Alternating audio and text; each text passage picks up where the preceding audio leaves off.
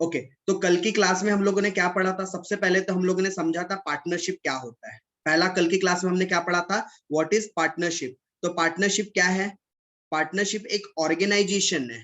Partnership क्या है? एक ऑर्गेनाइजेशन है जहां पर दो या उससे ज्यादा लोग आपस में कनेक्ट होते हैं। क्या होता है? आपस में कनेक्ट होते हैं और कनेक्ट होकर कोई एक लीगल लॉफुल बिजनेस को कंटिन्यू करते हैं, कैरी करते हैं। क्या करते हैं? वो किसी लॉफुल बिजनेस को कैरी करते हैं। उसे हम क्या कहते हैं? With the intention of the profit, उसे क्या कहते हैं हम? पार्टनरशिप।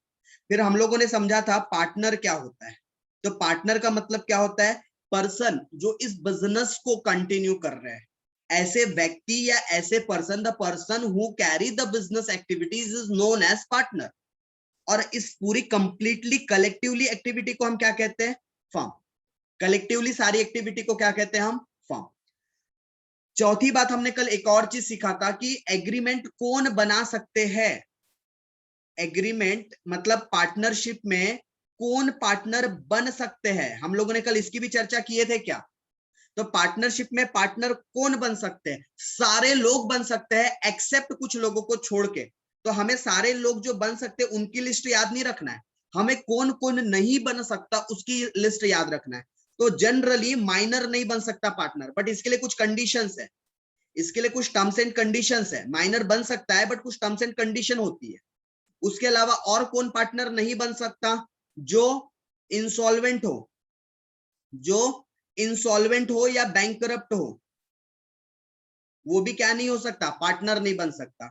उसके अलावा और कौन पार्टनर नहीं बन सकता? जो इंसेंस हो, लूनेटिक हो या इंसेंस हो, ठीक है, जिसमें सोचने समझने की क्षमता ना हो, कैपेसिटी ना हो। और कौन नहीं बन सकता? जिसे डिस्क्वालिफाइड किया गया है लॉ के द्वारा, डिस्क्वालिफाइड बाय लॉ, वो पार्टनर नहीं बन सकता। डिस्क्वालिफाइड बाय लॉ मतलब ही हम किसी क्रिमिनल की बात कर रहे हैं, कोई क्रिमिनल क्या नहीं बन सकता? पार्टनर नहीं बन सकता। पांचवी बात, कल हम लोगों ने क्या किया था? हमारे बिजनेस का पर्पस कैसा होना चाहिए?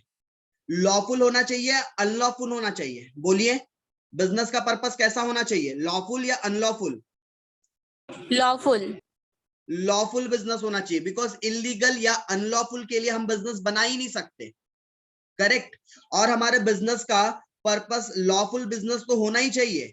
साथ में हमारा बिजनेस का मेन मोटिव, मेन ऑब्जेक्ट क्या होगा?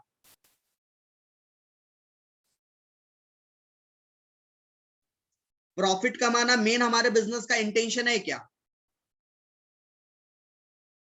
तो कल की क्लास में हम लोगों ने इतनी बातों के ऊपर चर्चा किए थे, और भी हमने बहुत सारी बातें किए थे, क्योंकि जब चर्चा शुरू होती है तो दूर तक जाती है ना।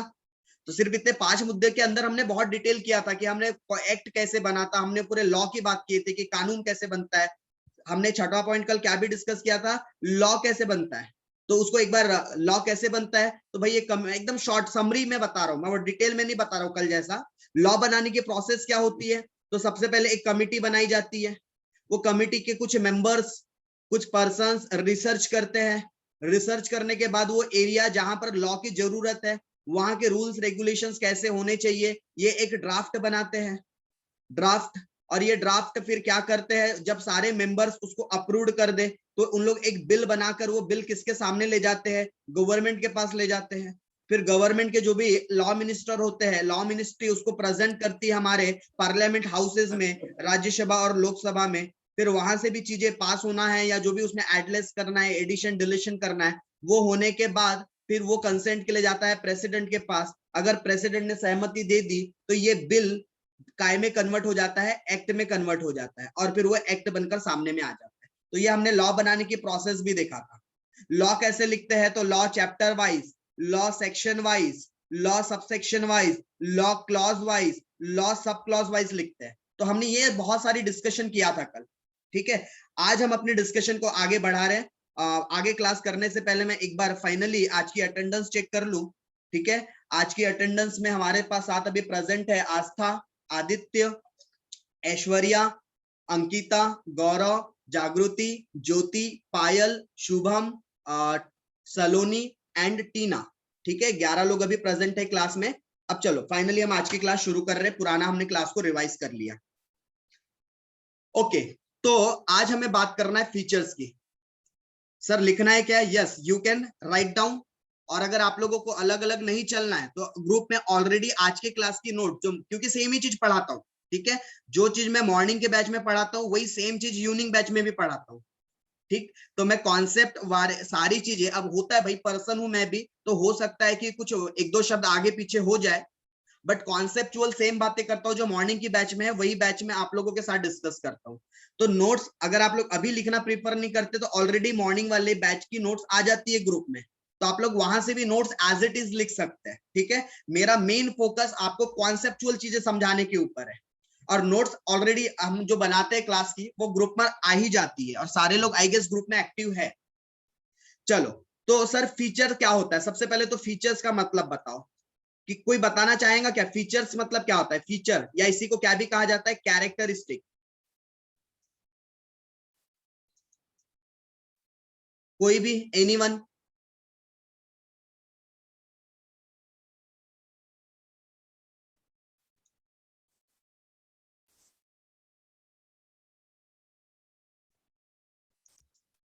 किसी भी चीज की स्पेशलिटी या फिर उसकी विशेषताएं, उसे हम क्या कहते हैं? कैरेक्टरिस्टिक या फिर फीचर्स, ठीक है।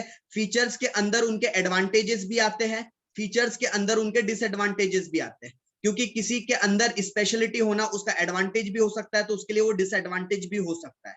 तो कैरेक्टरिस्टिक में दोनों चीजें आती है, उसमें एडवांटेजेस भी आते हैं, उसमें डिसएडवांटेजेस भी आते हैं, सब आ जाता है उसके अंदर। तो वो होता है फीचर्स। तो वन बाय वन हम एक एक फीचर्स को डिस्कस करते हुए चलेंगे। सबसे पहले हम बात करते हैं किसकी? एग्रीमेंट की। सबसे पहले हम किसकी बात करते हैं? एग्रीमेंट की, कि एग्रीमेंट क्या होता है। किसी ने एग्रीमेंट का वर्ड पहले भी सुना है या पहली बार सुन रहे? प्लीज बताइए।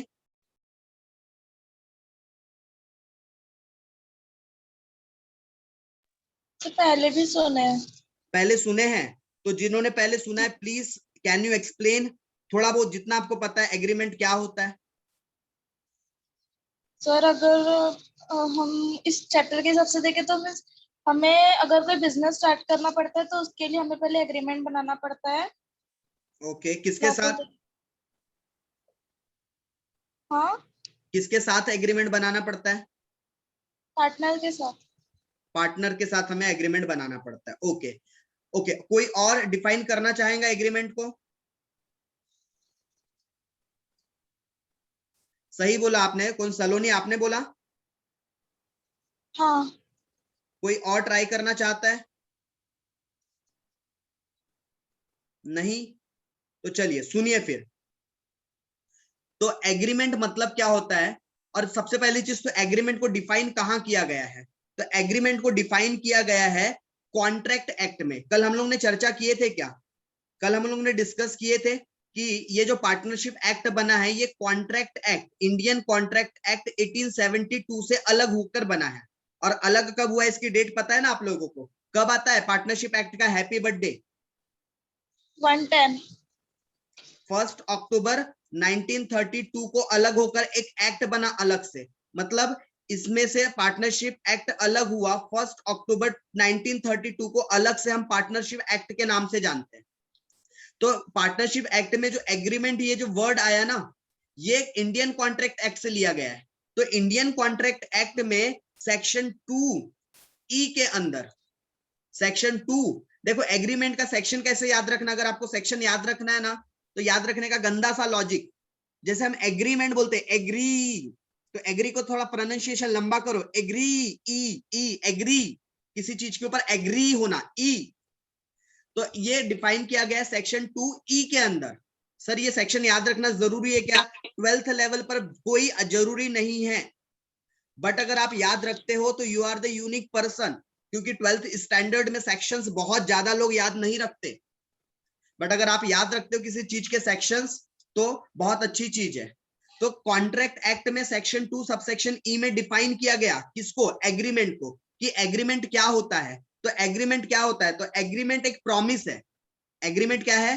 प्रॉमिस। हम किसी से कुछ वादा कर रहे हैं, वादा रहा किसका? पार्टनर का वादा रहा दूसरे पार्टनर से, वादा रहा एक पार्टनर का दूसरे पार्टनर से।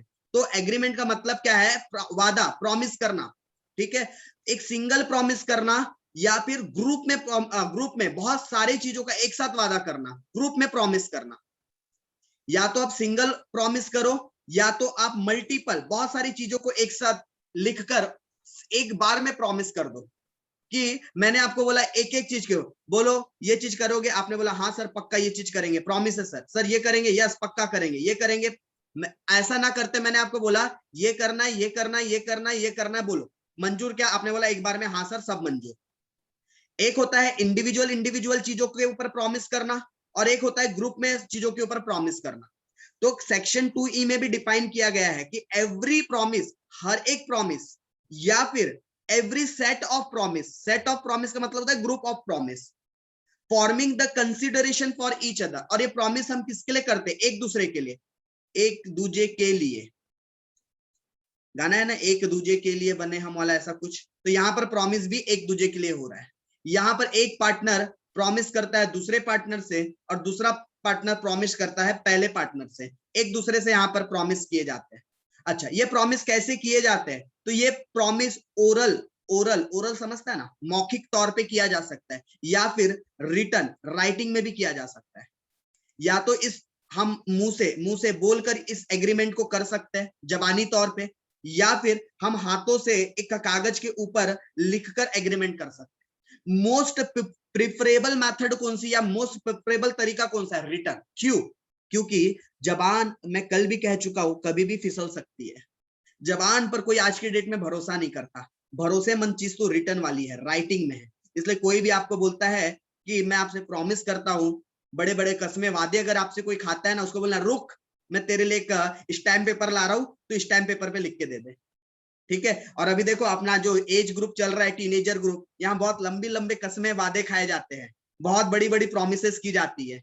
तो ज्यादा सोचना नहीं, उसको सामने वाले को सीधा एक चीज बोलना, ओरल प्रॉमिस नहीं। हमारे इंडियन कॉन्ट्रैक्ट एक्ट और पार्टनरशिप एक्ट के हिसाब से ओरल प्रॉमिस नहीं चलेगा। आप एक काम कीजिए भाई साहब, सॉरी भाई साहब बोलोगे तो मामला बिगड़ जाएगा। आप बोलना, एक काम कीजिए, आप हमें स्टैम्प पेपर पर रिटर्न एग्रीमेंट लिख कर दीजिए, आपके जो भी प्रोमिसेस है स्टैम्प पेपर पे रिटर्न में दीजिए। क्यों, अगर आपने फ्यूचर में कभी भी प्रॉमिस तोड़ा तो हम आप पर कोर्ट में स्यू कर सकते हैं, आपके ऊपर हम कोर्ट में ले जाकर केस कर सकते हैं। ओरल प्रॉमिस रहा तो कुछ नहीं हो सकता, ओरल प्रॉमिस रहा तो कोई केस नहीं कर सकते, लेकिन रिटर्न अगर एग्रीमेंट है, प्रॉमिस है, तो हम उसको एज एन एविडेंस यूज कर सकते हैं और कोर्ट में पेश कर सकते हैं। करेक्ट। इसलिए हमेशा याद रखना, कभी भी एग्रीमेंट कैसे होने चाहिए, रिटर्न होने चाहिए। और ये जो रिटर्न एग्रीमेंट होते हैं ना, इसी को हम पार्टनरशिप चैप्टर में क्या कहते हैं, पार्टनरशिप डीड। इसी को पार्टनरशिप चैप्टर में क्या कहा जाता है, पार्टनरशिप डीड। और इसके ऊपर पूरा का पूरा एक टॉपिक है, तो मैं पूरे टॉपिक में, एक पूरा इसके ऊपर टॉपिक है, तो मैं टॉपिक में इसके ऊपर डिस्कस करूंगा।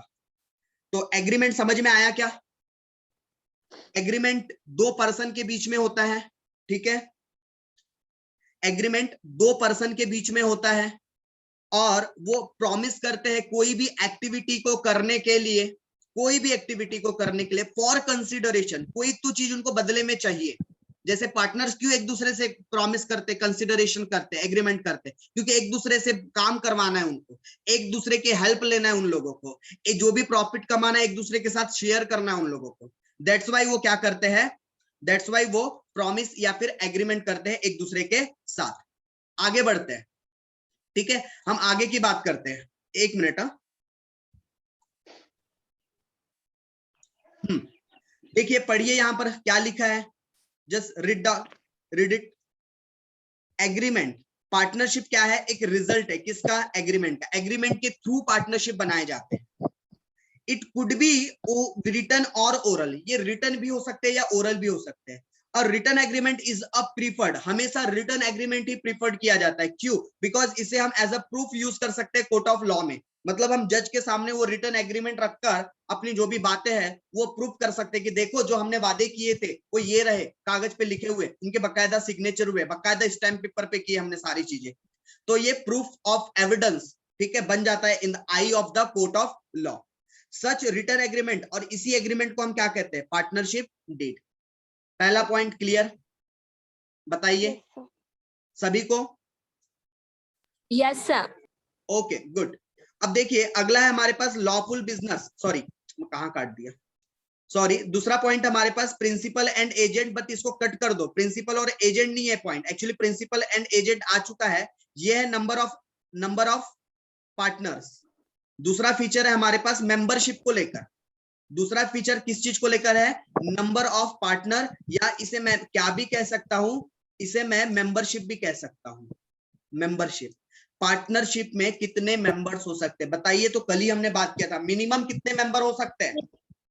मिनिमम 2 और मिनिमम 2, मैक्सिमम मैक्सिमम 50। 50। अच्छा, आपको ये बात पता है कि मैक्सिमम 50 की लिमिट कब आई? क्योंकि पहले 50 की लिमिट नहीं हुआ करती थी, पहले तो 10 और 20 की लिमिट हुआ करती थी। जो पुराना पार्टनरशिप एक्ट था ना, और जो पुराना कंपनीज एक्ट था, अभी तो आप लोग 2013 का कंपनीज एक्ट पढ़ते हो, बट उसके पहले 1956 का कंपनीज एक्ट था, तब पार्टनरशिप में मैक्सिमम पार्टनर्स की लिमिट 10 और 20 हुआ करती थी। बट क्यों हम पुरानी बातों को याद करें? बीत गया जमाना, छोड़ दो। हमें 10 और 20 की लिमिट अब याद नहीं रखनी है। हमें कौन सी लिमिट याद रखनी है? हमें याद रखनी है 50। और ये लिमिट कहां दी गई है? ये लिमिट कहां से आई है? ये लिमिट आई है कंपनीज एक्ट से। कंपनीज एक्ट में बताया गया कि पार्टनरशिप में मैक्स टू मैक्स कितने मेंबर्स हो सकते हैं? 50। वो भी एकदम से नहीं आया था, अमेंडमेंट हुआ था। अमेंडमेंट मतलब पता है क्या होता है? चेंजेस। चेंजेस। तो किसी लॉ में बदलाव लाना, उसी को हम क्या कहते हैं? अमेंडमेंट। तो अमेंडमेंट आया था और बताया गया कि अब मेंबर्स 20 से बढ़ाकर 50 कर दिए जाए। मैक्स टू मैक्स एक पार्टनरशिप में 50 मेंबर हो सकते हैं, और मिनिमम कितने मेंबर्स हो सकते हैं? 2। एक और बात बता रहा हूं आप लोगों को, क्या माइनर पार्टनर बन सकता है? हाँ हाँ या ना? हाँ। Yes sir. Yes sir. General answer आता है नो। माइनर पार्टनर नहीं बन सकता, जनरली नहीं बन सकता, बट स्पेसिफिक आंसर आता है यस। जनरल तौर पे माइनर को पार्टनर नहीं बनाया जा सकता। हमने एक्सेप्ट वाले केसेस में पढ़ा है ना कि minor, insolvent person, bank corrupted, lunatic, incense या डिस्क्वालिफाइड बाय लॉ, ये पार्टनर नहीं बन सकते। तो जनरल आंसर है कि माइनर पार्टनर नहीं बन सकता। वो हमारे नंबर ऑफ मेंबर्स या नंबर ऑफ पार्टनर्स की कैटेगरी में नहीं आता। लेकिन एक स्पेसिफिक कंडीशन है, अगर ऑल पार्टनर्स, अगर सारे के सारे पार्टनर्स क्या हो, सारे के सारे पार्टनर्स क्या हो? एग्री हो। किस बात पर एग्री हो? Yes, we make a partner, हम इसको अपना पार्टनर बना लेंगे, आ जाओ, बच्चा काम का है, ठीक है, बच्चा बहुत दिमाग लगाता है, बच्चा बहुत इंटेलिजेंट है, बच्चा हमको प्रॉफिट बनाकर देगा, हमारे धंधे को आगे बढ़ाएगा, बना लो बच्चे को पार्टनर। तो जब सारे पार्टनर सहमत हो, तब माइनर पार्टनर पार्टनर बन सकता है, लेकिन उसमें भी कंडीशन है। कॉन्ट्रैक्ट एक्ट के, सॉरी कॉन्ट्रैक्ट नहीं, पार्टनरशिप एक्ट के सेक्शन 30 और सेक्शन 31 में, सेक्शन 30 और सेक्शन 31 में बताया गया है कि जो माइनर पार्टनर्स होते हैं, माइनर पार्टनर्स होते हैं, इनको कुछ स्पेशल राइट्स दिए गए, अधिकार दिए गए। They have a special rights and they have a special privilege. उनको स्पेशल राइट्स और स्पेशल उनको प्रिविलेजेस मिलते हैं। सर क्या होते हैं उनके स्पेशल राइट्स? बहुत सारे उनके अलग अलग है, उसके लिए हमको पार्टनरशिप एक्ट डिटेल में पढ़ना पड़ेगा। और मैं यहाँ भी फिलहाल मैं आपको लॉ नहीं पढ़ा रहा हूँ, मैं सिर्फ आपको हिंट दे रहा हूँ चीजों की। जब आप लॉ पढ़ना शुरू करोगे, पार्टनरशिप एक्ट पढ़ोगे, तो आपको वहां बहुत डिटेल में पढ़ना है। तो मैं उसमें से एक फीचर है जो बताना चाहूंगा, जो आपको 12th में काम आएगा। कोई भी माइनर पार्टनर हमेशा, ये बात मैं कल भी बताया था, लॉस में हिस्सेदारी नहीं लेता। कभी भी माइनर पार्टनर लॉस में पार्टिसिपेट नहीं करता। माइनर पार्टनर हमेशा किस चीज में पार्टिसिपेट करता है? Only and only profit. You can not share loss with the minor partner. आप माइनर पार्टनर के साथ क्या नहीं कर सकते? लॉस शेयर्स नहीं कर सकते। ये बात भी समझ में आई? याद क्या रखना है आपको? आपको याद रखना है मिनिमम 2 पार्टनर होते हैं, मैक्सिमम 50 पार्टनर होते हैं। माइनर पार्टनर बन सकता है, लेकिन कंडीशन ये है कि सारे पार्टनर की सहमति होना चाहिए। अच्छा, एक और बात, मेरे पास मैं अकेला एक मेजर पार्टनर हूं, मैं अकेला एक मेजर पार्टनर हूं, और मैं चाहता हूं कि मैं एक माइनर पार्टनर बना लूं। 2 लोग मिलकर पार्टनरशिप बना सकते हैं। तो क्या एक मेजर डिसाइड कर सकता है क्या माइनर पार्टनर रखना चाहिए या नहीं रखना चाहिए? क्या कोई एक पार्टनर मिलकर डिसाइड कर सकता है क्या? तो आंसर आएगा नो। क्योंकि कम से कम पार्टनरशिप क्रिएट करने के लिए 2 मेजर पार्टनर होने चाहिए, कम से कम 2 मेजर पार्टनर होने चाहिए, तो ही पार्टनरशिप क्रिएट हो सकती है। हम एक मेजर एक माइनर के साथ पार्टनरशिप क्रिएट नहीं कर सकते। दूसरा, आपको ऑब्जेक्ट या दूसरा फीचर क्लियर है क्या सभी को? एक बार हाँ या ना में जवाब दे दीजिए। यस सर, यस क्या बोले? हाँ सर ओके, फिर थर्ड पॉइंट की बात करते हैं। थर्ड पॉइंट क्या है हमारा? लॉफुल। थर्ड पॉइंट क्या है हमारा? Lawful business. ठीक है, ये मैंने गलती से कट कर दिया, इरेज कर देता हूं इसको भी। तो लॉफुल बिजनेस का मतलब क्या होता है, ये बात हम कल भी कर चुके हैं। हम जब भी पार्टनरशिप बनाएंगे तो हम पार्टनरशिप कैसे बनाएंगे? लॉफुल पर्पस के लिए पार्टनरशिप बनाएंगे। पार्टनरशिप कभी भी इलीगल नहीं हो सकती, पार्टनरशिप कभी भी अनलॉफुल नहीं हो सकती। पार्टनरशिप के जो भी बिजनेस एक्टिविटी रहेंगी वो हमेशा लॉफुल रहेंगी। और लॉफुल बात को कहाँ डिफाइन किया गया? मैं तीसरे पॉइंट की तरफ आ रहा हूं, मैं तीसरा पॉइंट अच्छे से आपको समझाने की कोशिश कर रहा हूं। तो तीसरा पॉइंट है हमारा कि जो पार्टनरशिप फर्म है, एक मिनट कहां भाग गया, ये लॉफुल होना चाहिए। लेकिन लॉफुल की डेफिनेशन क्या है? लॉफुल बिजनेस हम या लॉफुल एक्टिविटी किसे कहेंगे? तो ऐसी एक्टिविटी जिसे कोर्ट ने डिक्लेयर ना किया हो कि ये अनलॉफुल है। सर क्या बात कर रहे हो? ऐसी कोई भी एक्टिविटी जो कानून की नजरों में गलत नहीं है, जो कानून जिस चीज को करने के लिए मना नहीं करता, वो चीज लॉफुल है। कानून की नजरों में अगर कोई चीज करने के लिए मनाही नहीं है, if law is not prohibited to do anything is known as lawful. अगर कानून ने किसी चीज के लिए प्रोहिबिट नहीं किया है मतलब वो लॉफुल है। जैसे हम बाइक चलाते हैं, पीछे गाड़ी पर दो लोगों को बैठाना अपराध है क्या? ना, कानून ने कहीं नहीं रोका कि दो लोग बैठ के जाओ। लेकिन तीन लोग बैठ के अगर गाड़ी पे जाए तो क्या हमने लॉ ब्रेक किया? क्या? यस, हमने आरटीओ एक्ट, हमने आरटीओ के रूल्स को तोड़ा है, हमने लॉ को ब्रेक किया। तो हम अनलॉफुल काम कर रहे हैं, हम इलीगल काम कर रहे हैं, करके हमको फाइन और पेनल्टी देना पड़ता है। ठीक, अब मुझे एक चीज बताओ, अल्कोहल बेचना लॉफुल बिजनेस है या अनलॉफुल बिजनेस है? लॉफुल है अल्कोहल बेचना या इलीगल है? बोलिए। लीगल है अगर अपने पास उसका लाइसेंस है तो। ओके, अगर अपने पास लाइसेंस है तो वो लीगल है। अगर अपने पास विदाउट लाइसेंस बेच रहे हैं हम तो फिर वो इलीगल है। देखो कंडीशन आ गई यहाँ पर, ठीक है। और आपको पता है गोवा, गोवा में तो वो भी नहीं है, वहां तो बिल्कुल फ्री फ्री फ्री फ्री। अच्छा, फ्री में नहीं बिकता, बोलने का मतलब वहां पर हर एक चीज के लिए फ्री हो। आप कहीं भी बेचो, कभी भी बेचो, दिन में बेचो, रात में बेचो, जब बेचना है तब बेचो। ठीक है, तो वहां पर कंप्लीटली लॉ है, लॉफुल है। जनरली हमारे यहाँ कसिनो बैन है। कसिनो पता है ना आपको, जहां पे मौज मस्ती किए जाते हैं। अपने रेस्ट ऑफ द महाराष्ट्र में बंद है, कसिनो नहीं चलते। ठीक है, पब्स वगैरह चलती है, नाइट क्लब, बट जो कसिनो वगैरह है जनरली बैन है। बट गोवा में खुलेआम कसिनो चलती है। ठीक है, अभी ठीक है, कोविड वगैरह के इम्पैक्ट की वजह से सारी चीजें बंद है, बट मोस्टली आपका ये सब लॉफुल है। वहां पर इलीगल नहीं माना जाता है, वहां पर सारी चीजों को लॉफुल माना जाता है। जैसे अपने इंडिया में after marriage external affair illegal है, अनलॉफुल है। लेकिन यही चीज फॉरेन की बात कर लूं, फॉरेन के लॉ में ये लीगल है। शादी के बाद भी वहां पर लोग पता नहीं कितने रिलेशंस रखते हैं। बट अपने भारत में, भारत की सभ्यता है ये, भारत की संस्कृति है ये, कि यहाँ पर भारत का एक्ट है, भारत का कानून है कि यहाँ पर ये चीज क्या है? इलीगल है, अनलॉफुल है। भाई एक है उसी को संभाल लो, मल्टीपल को बाद में संभालते रहना। एक तो संभलती नहीं, चले मल्टीपल को संभाल ले। बट फॉरेन में ये कंसेप्ट नहीं है, वहां का ये ट्रेंड नहीं है। ठीक है, वहां लोग साथ में मल्टीपल को संभालते हैं, एक दूसरे के सामने संभालते हैं, ऐसा। तो लॉफुल बिजनेस का भी मतलब समझा क्या? तीसरा पॉइंट क्लियर है सभी को? यस सर यहाँ से आप पॉइंट्स भी पढ़ सकते हैं भाई, मैं पॉइंट्स अभी रीड नहीं कर रहा हूँ क्योंकि मेरा फोकस समझाने पर है।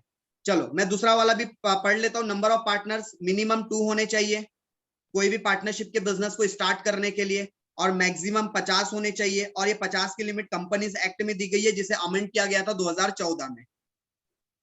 फिर हमने बात की लॉफुल बिजनेस की, तो कोई भी पार्टनरशिप हम करेंगे तो वो लॉफुल एक्टिविटी के लिए करेंगे। It can not be undertaken or not allowed by the state. हम ऐसा कोई भी बिजनेस नहीं करेंगे जो हमारे कानून के द्वारा अलाउ न किया गया हो, जिसे प्रोहिबिट किया गया हो, वो बिजनेस हम नहीं कर सकते। द डेफिनेशन ऑफ पार्टनरशिप, जो हमने पार्टनरशिप की डेफिनेशन पढ़ा था, हेंडी साहब की डेफिनेशन पढ़ा था, याद है क्या? हमने हेंडी साहब की डेफिनेशन पढ़ा था, लो दिखा भी देता हूं। यहां पर भी क्लियर कट लिखा गया है कि आपका बिजनेस कैसा होना चाहिए। हिंदी साहब की डेफिनेशन, आपका बिजनेस कैसा होना चाहिए? लॉफुल होना चाहिए। डेफिनेशन में भी बोला है कि हमारा बिजनेस कैसा हो? लॉफुल हो। हमारा बिजनेस कैसा हो? लॉफुल हो। चौथा पॉइंट है हमारे पास शेयरिंग प्रॉफिट एंड लॉस। तो हमेशा याद रखना पार्टनर्स अपने प्रॉफिट लॉस कैसे शेयर करते हैं। मैं चौथे पॉइंट पर आ रहा हूं, मैं फोर्थ पॉइंट पर आ रहा हूं। कोई बता सकता है क्या प्रॉफिट एंड लॉस कैसे बांटा जाता है? कोई भी, एनीवन? जो जैसे कि पार्टनरशिप डीड में लिखा रहता है उसके हिसाब से, मतलब पार्टनर जो होते हैं वो अपने प्रॉफिट और लॉस शेयर करते हैं। Very good.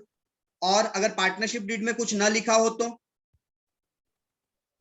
वो अगर वो साइलेंट रहता है पार्टनरशिप डीड, तो वहाँ इक्वली मतलब शेयर होता है प्रॉफिट और लॉस जो रहता है ओके वो इक्वली। Okay good. तो एज पर पार्टनरशिप डीड, जो भी पार्टनरशिप डीड या पार्टनरशिप एग्रीमेंट में लिखा है उस एग्रीमेंट के हिसाब से हम अपना प्रॉफिट एंड लॉस को शेयर करेंगे। लेकिन अगर मेरा एग्रीमेंट साइलेंट है या मेरा पार्टनरशिप डीड साइलेंट है तो किसी ने भी बीच में कहा था कि इक्वली बांटेंगे। कैसे बांटेंगे? इक्वली बांटेंगे। कब? अगर इक्वली बांटेंगे कब? जब मेरा पार्टनरशिप डीड या मेरा एग्रीमेंट क्या हो? साइलेंट हो, तब इक्वली बांटना है। याद रहेंगी बात? और जो मेजर पार्टनर होता है वो सिर्फ मतलब प्रॉफिट ही उसको शेयर करते हैं, वो नहीं, लॉस मेजर सफर नहीं, नहीं। मेजर नहीं, मेजर नहीं, माइनर। आपने जो वर्ड यूज किया ना, माइनर होना चाहिए। ठीक है, हाँ माइनर। हाँ, गलती से जबान फिसल जाती है, कभी कभी मेरी भी फिसल जाती है।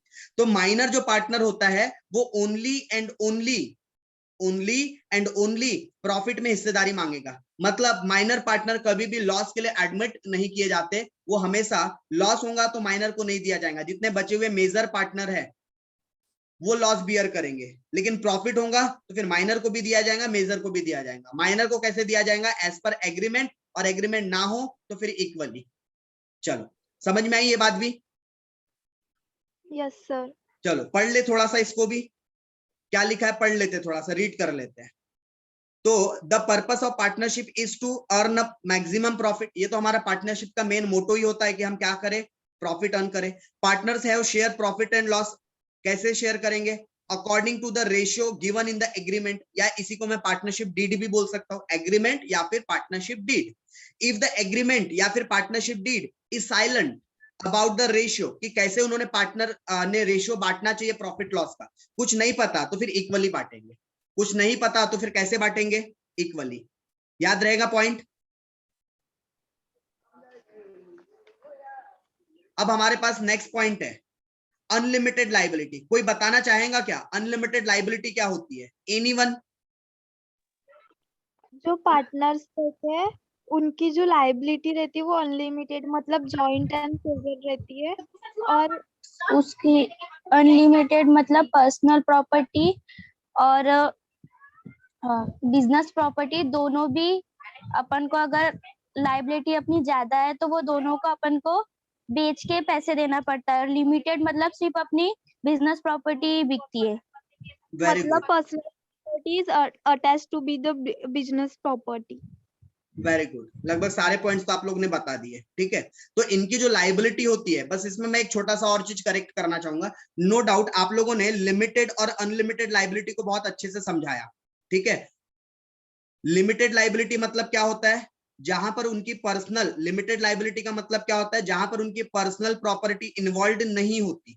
ठीक है, जैसे कंपनीज के केस में, कंपनीज के केस में जो भी ओनर्स या डायरेक्टर्स होते हैं उनकी लाइबिलिटी लिमिटेड होती है। और अनलिमिटेड लाइबिलिटी का मतलब क्या होता है? कि उनकी पर्सनल प्रॉपर्टी भी इन्वॉल्व रहेंगी। मतलब कुछ कम ज्यादा हुआ, कभी बिजनेस की डेप्थ देने की बात आ गई, मतलब उनके पास उधार पैसे ज्यादा है और एसेट्स कम है, बिजनेस की एसेट पूरी खत्म हो गई, तो फिर लोग क्या करेंगे? जिनको पैसे चाहिए इनके घर पे घुस जाएंगे और इनकी पर्सनल प्रॉपर्टी को सेल करके अपनी वसूली कर लेंगे। मतलब धंधे में इनकी खुद की निजी प्रॉपर्टी, पर्सनल प्रॉपर्टी भी इन्वॉल्व होती है। लेकिन इसके साथ आपने एक इंपॉर्टेंट वर्ड यूज करना है। जब भी पार्टनरशिप में लायबिलिटी की बात आएंगी ना, मैं हाईलाइट कर रहा हूं, आपने ये वर्ड हमेशा यूज करना है, ज्वाइंट एंड सेवरल। इनकी लायबिलिटी कैसे होती है? Joint and several. सर क्या है ज्वाइंट एंड सेवरल का मतलब? समझो एक बात को, हमारे पास दो पार्टनर है। ठीक है, हमारे पास ये एक पार्टनर है और ये एक पार्टनर है। हुआ क्या? अब हमारा बिजनेस तो बंद हो गया क्योंकि बहुत लॉस में गए। तो हमारे बिजनेस के ऊपर सपोज करो 100 लाख की, मतलब 1 करोड़ की लाइबिलिटी है। और हम दोनों इक्वल पार्टनर है, तो इसे 50 लाख बियर करने चाहिए, इसे लॉस के 50 लाख बियर करने चाहिए। इसकी 50 लाख की लाइबिलिटी बनती है, इसकी 50 की बनती है, बराबर। इसका मतलब क्या हो गया, दोनों की लाइबिलिटी सेवेरल है, अलग अलग है। लेकिन हुआ क्या, इसकी हमने बिजनेस की प्रॉपर्टी बेच दी है, इसकी हमने पर्सनल प्रॉपर्टी भी बेच दी है, फिर भी रिकवर हुए सिर्फ 20 लाख। मतलब ये जो भी बी नाम का पार्टनर था, इसके पास से सिर्फ कितने रिकवर हो रहे हैं, ओनली एंड ओनली 20 लाख। बाकी फिर ये इंसॉल्वेंट डिक्लेयर्ड हो गया, अब इसके पास कुछ बचा ही नहीं, सिर्फ 20 लाख इससे रिकवर हुए।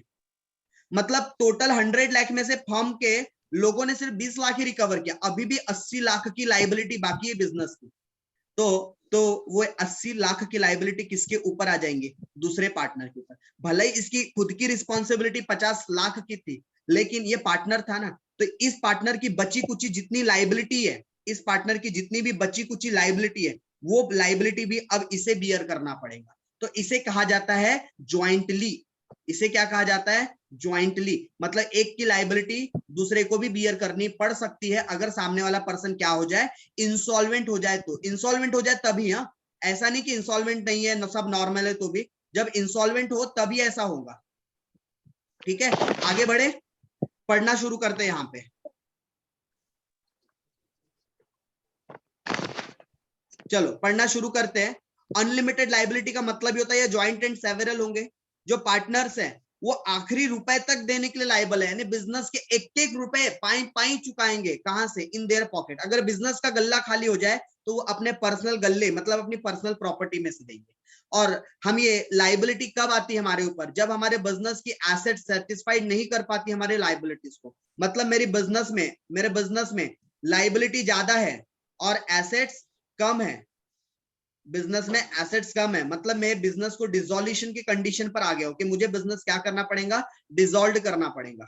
ठीक है, और आगे कहता है कि यहाँ पर जो प्रोप्राइटर है, उनके जो भी, सॉरी प्रोप्राइटर नहीं, जो भी पार्टनर्स है, उनकी पर्सनल प्रॉपर्टी भी क्या हो जाएंगे, यूज हो जाएंगे। और अगर एनीवन, अगर कोई एक पार्टनर भी क्या हो गया, डिक्लेयर हो गया क्या, इंसॉल्वेंट, तो बची कुची लाइबिलिटी किसको बियर करना पड़ेगा, बची कुची जो सॉल्वेंट पार्टनर है, सॉल्वेंट मतलब जो अच्छा पार्टनर है, जो अभी दिवाला जिसका निकला नहीं है, वो पार्टनर ने उसकी लाइबिलिटी बियर करना है। तो अनलिमिटेड लाइबिलिटी का भी मतलब क्लियर है सभी को? हाँ सर। ओके, नाउ अब बात करेंगे हम किसकी, नेक्स्ट पॉइंट रजिस्ट्रेशन की। अगला पॉइंट हम डिस्कस करते हैं रजिस्ट्रेशन। मुझे बताइए रजिस्ट्रेशन करना कंपलसरीली है या ऑप्शनल है? Sir according to companies act 2013 ये ऑप्शनल है, लेकिन इंडिया में महाराष्ट्र और गुजरात, ये 2 स्टेट जो है वहाँ कंपलसरी है। अच्छा, मुझे संगीता एक बात बताओ, आप मॉर्निंग की भी बैच में थे क्या? सर लेकिन आवाज नहीं आ रही थी, तो मैं मतलब अच्छा, नहीं ठीक है, फिर ठीक है, नहीं कर सकते हो अटेंड, कोई प्रॉब्लम नहीं है, आप दोनों बैच भी अटेंड कर सकते हो। ठीक है, नहीं क्योंकि आप हर एक चीज का बहुत प्रॉपरली रिस्पॉन्स कर पा रहे हो ना, इसलिए बोल रहा हूँ। ओके, चलो वेरी गुड। तो रजिस्ट्रेशन जैसा संगीता बता रही थी कि महाराष्ट्र में कंपलसरीली है। ठीक है, अच्छा महाराष्ट्र में क्यों कंपलसरीली है, कारण भी बता दो तो, महाराष्ट्र में क्यों कंपलसरीली है? वो मतलब 1 अप्रैल में को इफेक्ट मतलब डाला गया था। नहीं वो तो ठीक है, 1 अप्रैल 2005 से महाराष्ट्र में रजिस्ट्रेशन कंपलसरीली हुआ। मतलब महाराष्ट्र में जो भी पार्टनरशिप फर्म का रजिस्ट्रेशन करवाना है वो 1 अप्रैल 2005 से कंपलसरीली हुआ महाराष्ट्र में बस। लेकिन जो मतलब गवर्नमेंट है, वो मतलब गवर्नमेंट के, सर कल बताए थे, भूल गई मैं। चलो बाकी लोग सब ध्यान देना। देखो सबसे पहला कारण तो रजिस्ट्रेशन क्यों करवाने चाहिए, तो रजिस्ट्रेशन करवाने का सबसे पहला पर्पस ये होता है कि अगर मैंने रजिस्ट्रेशन करवा लिया ना अपने बिजनेस का या अपने पार्टनरशिप फर्म का, तो इससे ये बात साबित हो जाएंगी कि मेरे बिजनेस का एग्जिस्टेंस है, मेरे बिजनेस के नाम पे लीगल डॉक्यूमेंट बन जाएगा। और अगर मैंने रजिस्ट्रेशन करवा लिया तो मेरे एग्जिस्टेंस के बारे में पता चलेगा, मेरे बिजनेस का लीगल डॉक्यूमेंट बन जाएगा। ये तो फायदे हैं रजिस्ट्रेशन करवाने के, लेकिन पूरे भारत में कंपलसरीली नहीं है। Registration is compulsorily only in Maharashtra, compulsorily in only Maharashtra। वो भी कब से कंपलसरीली हुआ, 1 अप्रैल 2005 से। वो भी कंपलसरीली करने का कारण था, क्या कारण था, क्योंकि आप सबको पता होना चाहिए महाराष्ट्र कब से था हाँ ऑन। वो सर वो महाराष्ट्र जो है वो मतलब सबसे ज्यादा वहाँ बिजनेस का स्टेट माना जाता है। Sir correct correct, industrial yes बोलिए, कोई बोल रहा था। सर महाराष्ट्र में सबसे ज्यादा इंडस्ट्रीज है, इसलिए वहाँ पे कंपलसरी किया गया था।